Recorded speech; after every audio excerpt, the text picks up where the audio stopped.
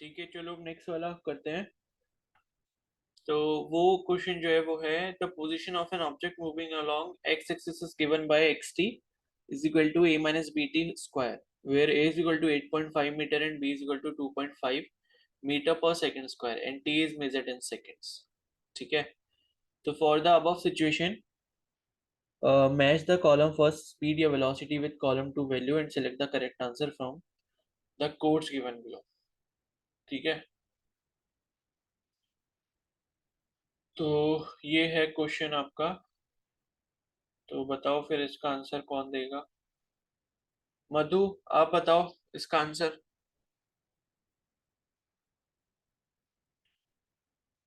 मधु,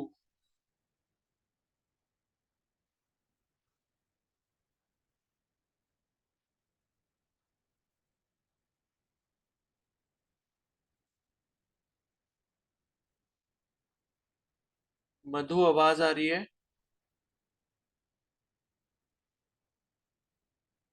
yes sir. बताओ फिर answer. Sir ये वाला नहीं किया है। क्यों नहीं किया, इसमें क्या गड़बड़ है ऐसी? रितु आप बताओ।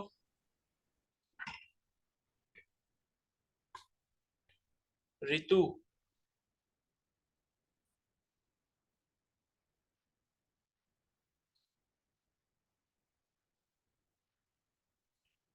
रितु आवाज आ रही है? मैंने भी नहीं किया।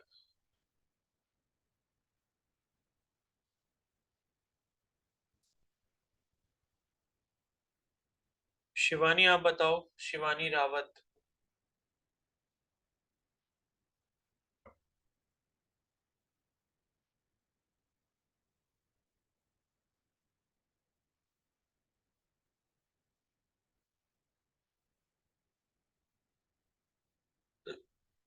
नहीं हुआ ये, किसी ने किया है? Yes sir. निकिता ने किया है। Sir B. और किसने किया है? बी। कामिनी,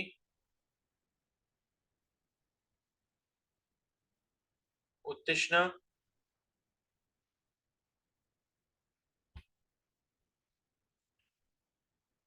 उत्तिष्णा किया है?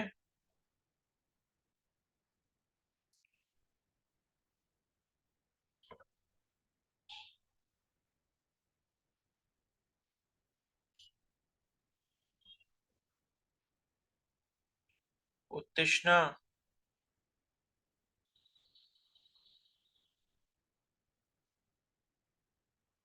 सी आ रहा है। ठीक है, तो x is equal to a minus b t square ये आपको दिया हुआ है। ठीक है, और a और b तो कांस्टेंट है, उसकी वैल्यू भी इन्होंने दी हुई है और आपसे स्पीड पूछी गई है। पहला जैसे है ये a में जो इन्होंने दिया हुआ है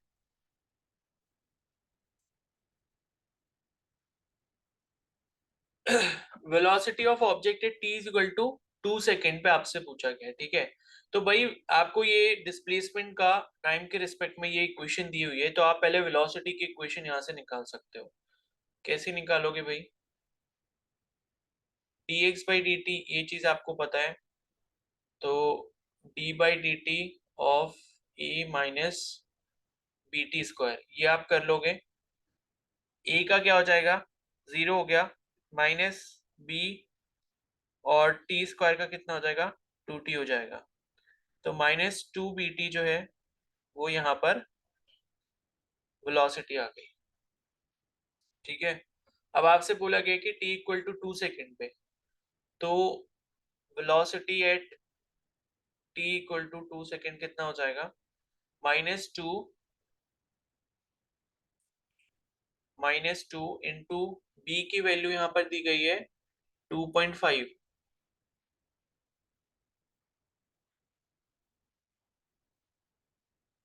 और t की वैल्यू यहाँ पर दी है 2 सेकेंड। तो कितना हो गया, -10 हो गया मीटर पर सेकेंड। ठीक है, उसके बाद नेक्स्ट है t इक्वल टू 0 सेकेंड पे 0 हो जाएगी, क्योंकि -2bt में जब रखोगे तो वो 0 हो जाएगा। तो ए वाले का तो यहाँ पर ऑप्शन सेकंड हो गया, बी वाले का यहाँ पर थर्ड हो जाएगा, सी वाला जो है वो यहाँ पर दिया है instantaneous speed of an object at t equal to 2 second. ठीक है, तो अब स्पीड की बात कर रहे हैं, तो अभी हमने 2 सेकंड पे निकाली थी वेलोसिटी, तो वेलोसिटी में तो साइन आता है लेकिन स्पीड में साइन नहीं आता, तो मैग्नीट्यूड तो सेम रहेगा, यानी कि 10 मीटर पर सेकंड ही रहेगा। तो सी वाले का क्या हो गया, फोर्थ हो गया। और डी वाला यहाँ पर दिया है average velocity between t equal to 2 second and t equal to 4 second. ठीक है, तो एवरेज वेलोसिटी निकालनी है। अब ये कैसे आप निकाल सकते हो, total displacement upon total time. तो t इक्वल टू 2 सेकंड और t इक्वल टू 4 सेकंड के बीच में कितना डिस्प्लेसमेंट हुआ है, पहले तो आपको ये कैलकुलेट करना पड़ेगा। ठीक है, तो अब ये आप कैसे कैलकुलेट कर सकते हो,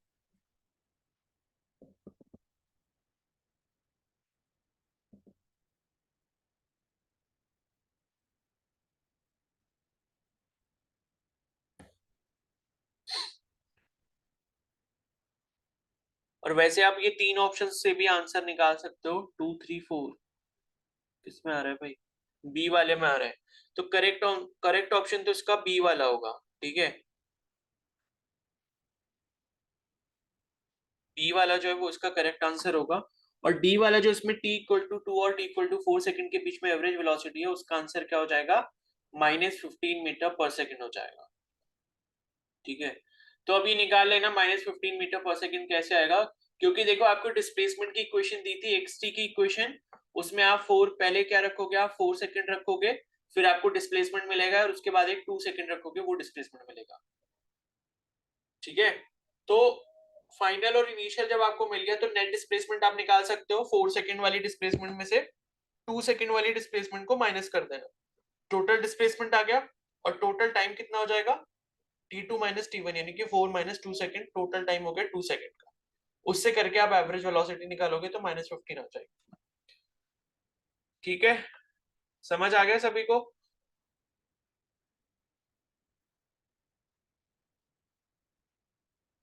बताओ भाई।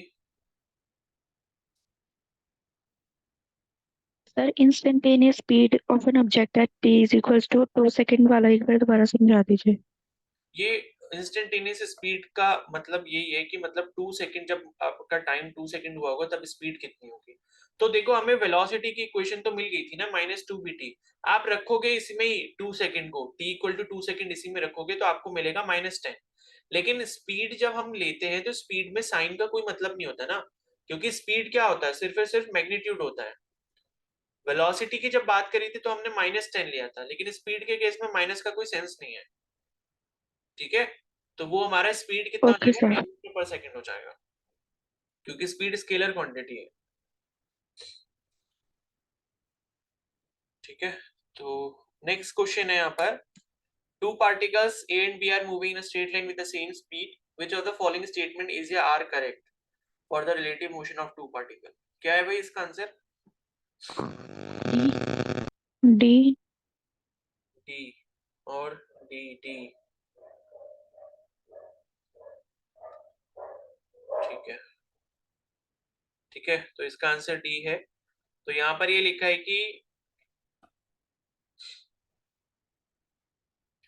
सेम स्पीड से मूव कर रहे हैं, पहली चीज तो आपको ध्यान यहाँ पर ये थी, तो यहाँ पर सेम स्पीड से अगर मूव कर रहे हैं तो यहाँ पर ये लिखा है कि वेलोसिटी, रिलेटिव वेलोसिटी जो है VAB, मतलब velocity of A with respect to B, और VBA का मतलब होता है velocity of B with respect to A, ये 0 होगी अगर ये सेम डायरेक्शन में मूव कर रहे होंगे।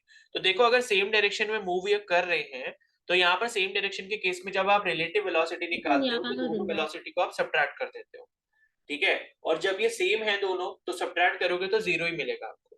मान लो दोनों 10 metre per second 10 metre per second से मूव कर रही है, तो रिलेटिव वेलोसिटी यहाँ पर कितनी हो जाएगी, 0 हो जाएगी। तो पहला वाला स्टेटमेंट सही है। उसके बाद है, if the particles are moving in opposite direction the magnitude of VB और VAB is twice that the magnitude of velocity. तो ये बात भी सही है, दोनों अगर ऑपोजिट डायरेक्शन में कर रही होंगी तो दोनों एड अप हो जाएंगी, और एड अप होने के बाद वो दुगनी हो जाएंगी, क्योंकि सेम मैग्नीट्यूड के सेम है दोनों का। ठीक है, और relative velocity VAB VBA always 0 होगा, ये बात बिल्कुल गलत है, हमेशा 0 नहीं होगा। ठीक है, तो ये हो गया आपका आंसर इसका डी वाला। नेक्स्ट क्वेश्चन है, for motion of the car between t equal to 18 second and t equal to 20 second which of the given statement is correct. बताओ भाई इसका क्या आंसर है।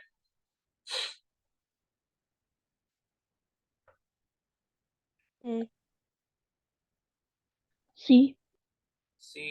और बाकी लोगों का ए। ए।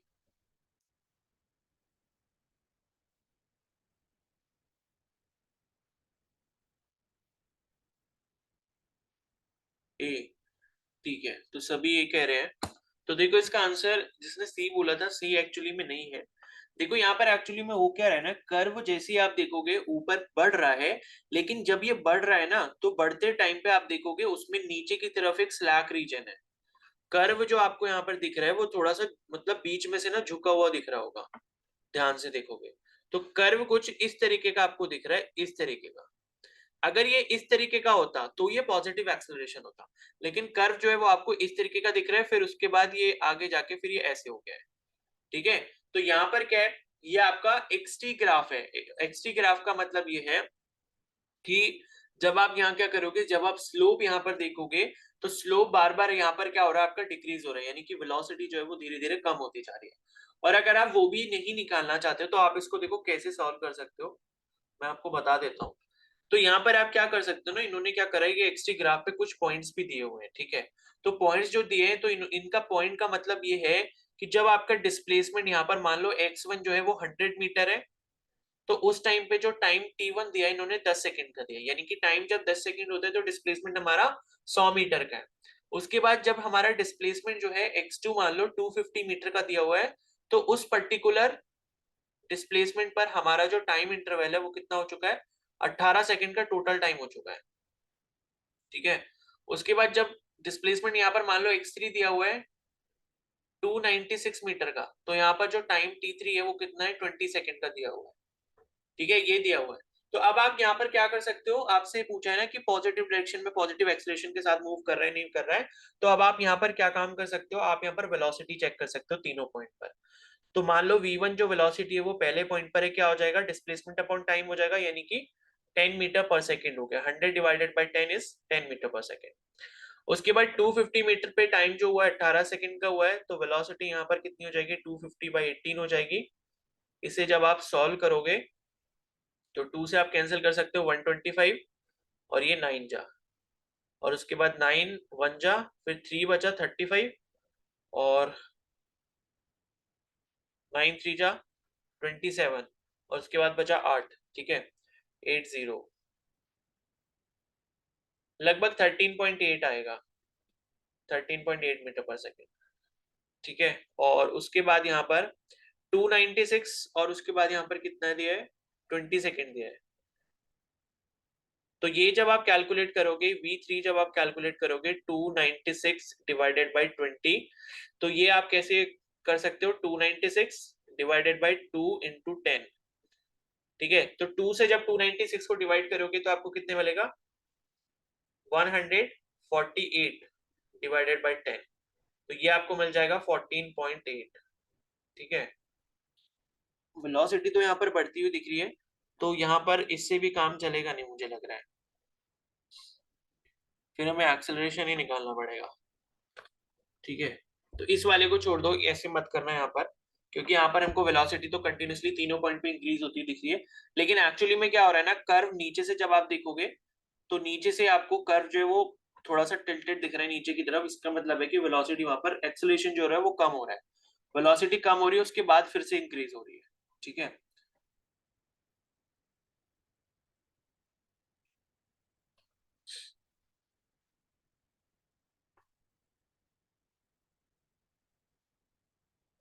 तो एक सेकेंड रुको, हम इस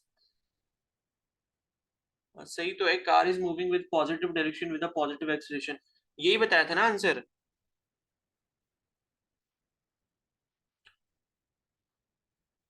यस सर। ठीक है, ठीक है, हाँ ठीक है, तीनों पॉइंट को जब आप कंसीडर करोगे ना तो यहाँ पर आपका एक्सेलरेशन पॉजिटिव ही है। ओके, सॉरी एक्चुअली मैंने वो सी वाला ऑप्शन देख लिया था। ठीक है, तो सही है, ठीक है, ये सही है बिल्कुल। आप वेलोसिटी देखोगे तीनों पॉइंट पर आपको इंक्रीज होती हुई दिख रही है। इसका मतलब अगर वेलोसिटी इंक्रीज हो रही है तो एक्सेलरेशन में इंक्रीज हो रहा होगा। और ग्राफ जो है आपका हॉरिजॉन्टल लाइन के ऊपर बना हुआ है, यानी कि पॉजिटिव डायरेक्शन में सारी चीजें हो रही है, तो एक्सेलरेशन भी जो है वो पॉजिटिव डायरेक्शन में होगा। ठीक है, तो यहाँ पर जो है लाइक अगर आपको ग्राफ कुछ इस तरीके का ऐसे करके दिखेगा, तब उस टाइम पे आपकी वेलोसिटी यहाँ पर नेगेटिव होगी और एक्सेलरेशन नेगेटिव होगा। ठीक है, तो उसके बाद यहाँ पर नेक्स्ट है, given below is a velocity time graph with reference to the graph which of the following statement is correct। तो ये तो इजी सा ही क्वेश्चन है। यूनिफॉर्म वेलोसिटी का ग्राफ आपको दिया हुआ है, यूनिफॉर्म मोशन का। ठीक है, क्या होगा फिर इसका आंसर?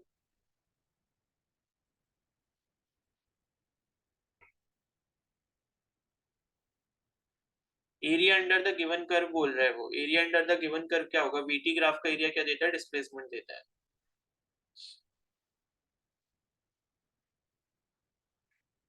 बताओ भाई क्या होगा इसका आंसर? ये समझा दीजिए। देखो इसका जो आंसर है वो ऑप्शन सी है। ठीक है, तो ऑप्शन सी जब आप देखोगे तो वो क्या है, basically x is equal to v not t plus half a t square. V not क्या है? आपकी इनिशियल वेलोसिटी है, जिसे हम लोग यू भी बोलते हैं, मतलब हम लोग यू पढ़ते हैं, तो वही आपका वी नॉट दिया। तो s is equal to x, x या बोलो या एक्स बोलो, तो आपने एक इक्वेशन पढ़ी थी, equation of motion, s is equal to u t plus half a t square, बस ये वही दिया हुआ है। और s is equal to u t plus half a t square कब होता है? जब आपका एक्सेलरेशन कैसा होता है? कांस्टेंट होता है। और यहाँ पर देखोगे तो एक्सेलरेशन आपको कांस्टेंट ही दिख रहा है, बिकॉज ये जो लाइन है कैसी है? स्ट्रेट लाइन है, यानी कि पूरे स्ट्रेट लाइन में आपका जो स्लोप रहेगा टेन थीटा की वैल्यू वो कांस्टेंट रहेगी। और टेन थीटा की वैल्यू अगर वीटी ग्राफ में कांस्टेंट है, इसका मतलब एक्सेलरेशन कांस्टेंट है। तो एक्सेलरेशन अगर कांस्टेंट होगा तो उस केस में जो डिस्प्लेसमेंट होगा वो आपका UT plus half eighty square के बराबर होता है। बस वही सेम चीज है। ठीक है, आगे समझिए।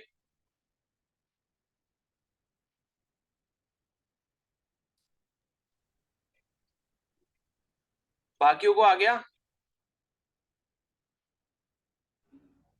Yes sir. ठीक है, यस सर।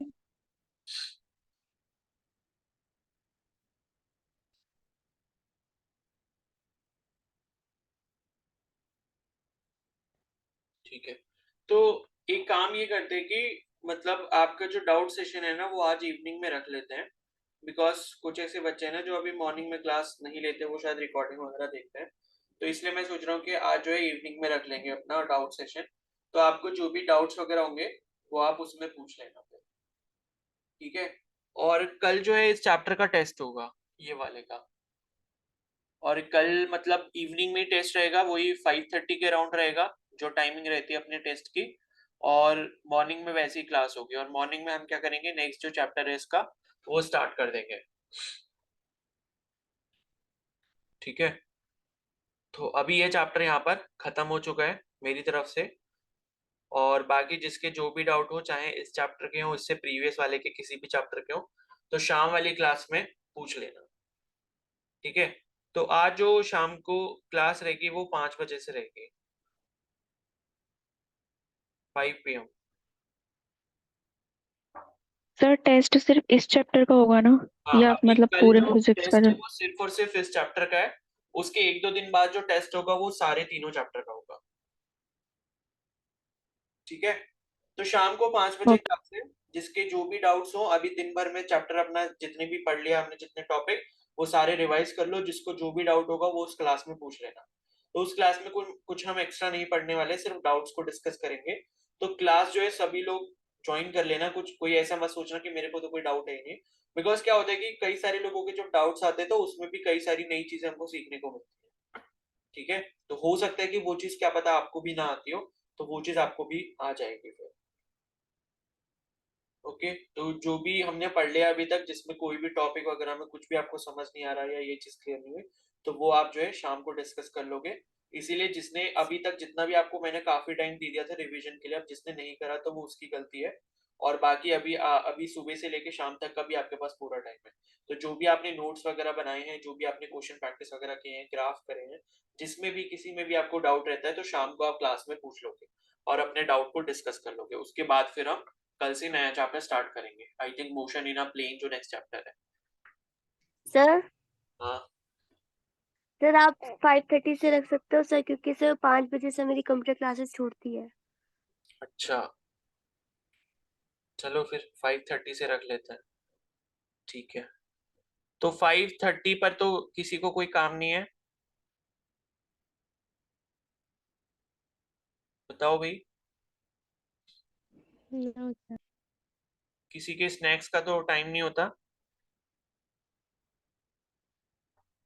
चलो ठीक है फिर, तो 5:30 बजे ही रख लेते हैं आज की क्लास। और कल जो टेस्ट होगा वो भी कल शाम को 5:30 बजे से ही होगा। बाकी मॉर्निंग में जो क्लास है वो उसी टाइम पे रहेगी, ठीक है। तो इसको हटा देता हूँ मैं 5 PM को, ठीक है। तो 5:30 PM डन है, तो 5:30 PM से शाम को रहेगी, ठीक है। तो जो भी हमने पढ़ लिया अभी तक वो सारा रिवाइज कर लेना प्लीज। फिर उसके बाद जो है इस चैप्टर को वापस से हम बार बार डाउट सेशन में नहीं लेके आएंगे। तो जितने भी डाउट हैं, अभी 3 चैप्टर हो चुके हैं, मतलब बेसिक मैथ्स वाला करा, यूनिट्स एंड मेजरमेंट कर लिया था, और उसके बाद ये वाला चैप्टर कर लिए थे। तो जो भी आपके कुछ भी डाउट्स हो, क्वेश्चंस हो, वो आप पूछ लेना, ठीक है। जो भी कॉन्सेप्ट वगैरह आपको समझ नहीं आए, ठीक है। और बाकी जो भी आपका फ्री टाइम है उसमें बायो वगैरह रिवाइज करते रहो अपनी तरफ से। ये मत सोचो कि भाई सारी चीजों के लिए इधर ही डिपेंड रहना है। जितना भी फ्री टाइम मिल रहा है उसको यूटिलाइज करो, क्योंकि वो खुद के लिए ही अच्छा है। तो अभी जैसे 2 दिन क्लास नहीं हो पाई थी, तो जब क्लास वगैरह नहीं होती तो उस टाइम पे अपना रिवीजन करा करो, और जो बैकलॉग वगैरह जिसका भी होता है वो कंप्लीट कर लिया करो, ठीक है। तो चलो फिर अभी क्लास यहीं पर खत्म करते हैं, ओके, शाम को मिलते हैं फिर, ठीक है। फिर you can leave the class.